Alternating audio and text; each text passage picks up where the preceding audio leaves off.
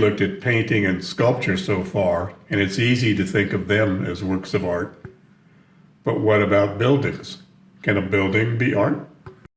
Most of us, most of the time, probably only think about buildings as functional, as places to keep the wind and the rain out, places where we can stay warm in the winter and cool in the summer, places where we can go for happy hour or shop for clothes or sit in a classroom or get the oil changed in our car.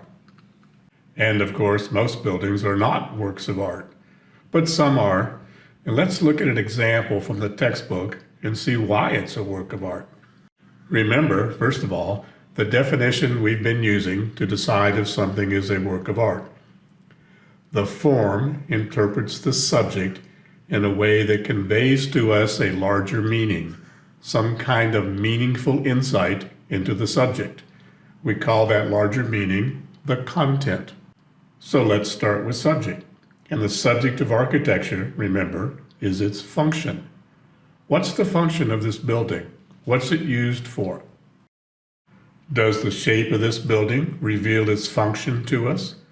Does it resemble, perhaps, a pair of hands clasped in prayer? Maybe the wings of a dove? A dove, of course, can symbolize peace or the Holy Spirit. How about the prow of a ship that is plowing through stormy seas? It's a chapel, of course, a religious building, so the subject is religion. Now let's look for artistic form and see if the form interprets that religious subject for us, brings some important aspect of religion to our attention. Notice that there is not a parking lot right next to this building. It's not like you can just drive up there and if it's raining, hop out under a protective overhang and dart inside for a quick prayer. It's built on a steep hill and you have to walk up the path. That is, you have to make some effort to get there.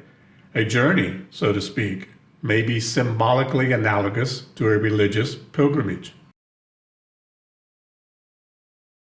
And then, as you approach, notice that aggressive front edge jutting out at us.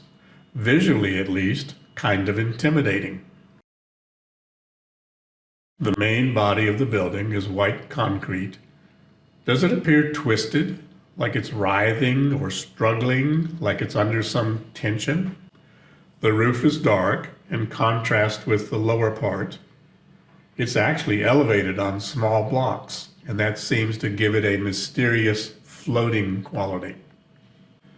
The back tower provides a counterpoint or stabilizing influence to the main mass, kind of anchors it to the ground.